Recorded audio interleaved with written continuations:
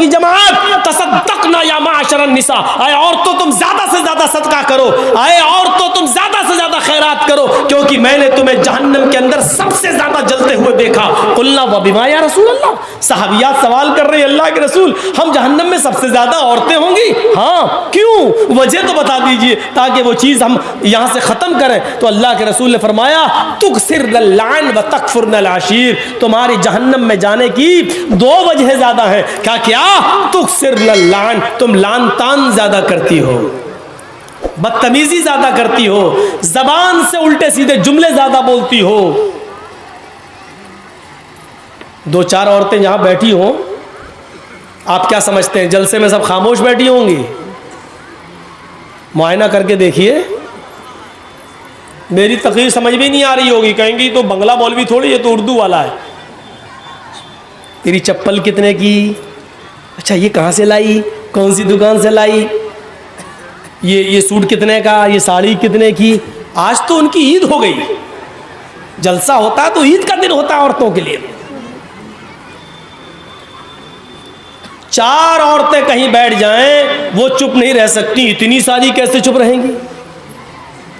مچھلیاں پک رہی ہوں گی، اچھا ہے کہ دور انتظام کیا جو یہاں تک آواز نہیں آ رہی، ورنہ بہت سی جگہ تو بالکل قریب میں کر دیتے ہیں۔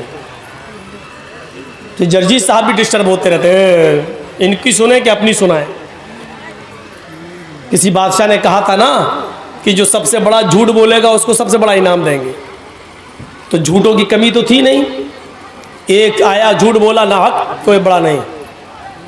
ہمارے صاحب اگر اس زمانے میں ہوتے تو سب سے بڑا ایوارڈ انہی کو ملتا کہ تم واقعی تم ہی سے ایوارڈ کے لائق ہو۔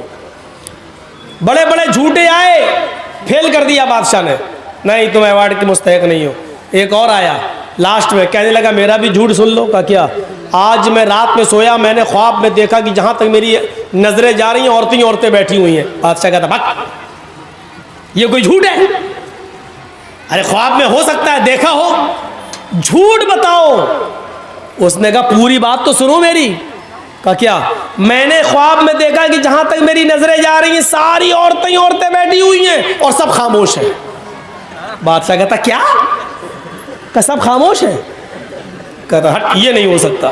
کہ کیوں؟ کہ میرا تجربہ ہے، دو عورتیں ایک ساتھ بیٹھ جائیں تو خاموش نہیں رہ سکتی، تو کہہ رہا ہے اتنی عورتیں سب خاموش، اس سے بڑا جھوٹ تو کوئی ہو ہی نہیں سکتا، تو سب سے بڑا ایوارڈ کے حقدار ہے۔ اس کو سب سے بڑا ایوارڈ دیا بادشاہ نے۔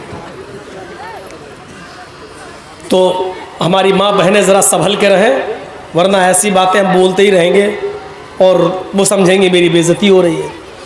تو میرے بھائیو، لعن طعن، ابو بکر صدیق تو زبان کھینچا کرتے تھے یہ، اور کبھی کبھی مسواک کان سے نکالتے تھے حضرت ابو بکر اور ایسے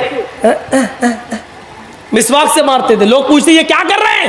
کہا اس کو کنٹرول کر رہا ہوں۔ اللہ کے نبی نے فرمایا اس زبان کی وجہ سے بہت سے لوگ جنت میں چلے جاتے ہیں اور بہت سے لوگ جہنم میں چلے جاتے ہیں۔ اس زبان پر اگر ہم نے قابو پا لیا تو سب قابو پا لیا۔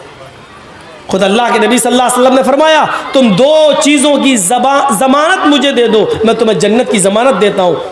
کہا وہ کون سی چیز ہے؟ فرمایا الفم والفرج، ایک منہ، ایک زبان کی ضمانت مجھے دے دو کہ جو بولو گے صحیح بولو گے اور غلط بات اس کا استعمال نہیں کرو گے، اور دوسری شرمگاہ، یعنی زنا نہیں کرو گے، اور شرمگاہ کا جائز استعمال یعنی شادی کے بعد اپنی بیوی کے ساتھ ملو گے اور کسی کی طرف نہیں دیکھو گے۔ تو یہ دو چیزوں کی ضمانت تم مجھے دے دو، میں تمہیں جنت کی ضمانت دیتا ہوں۔ یہ اللہ کے نبی صلی اللہ علیہ وسلم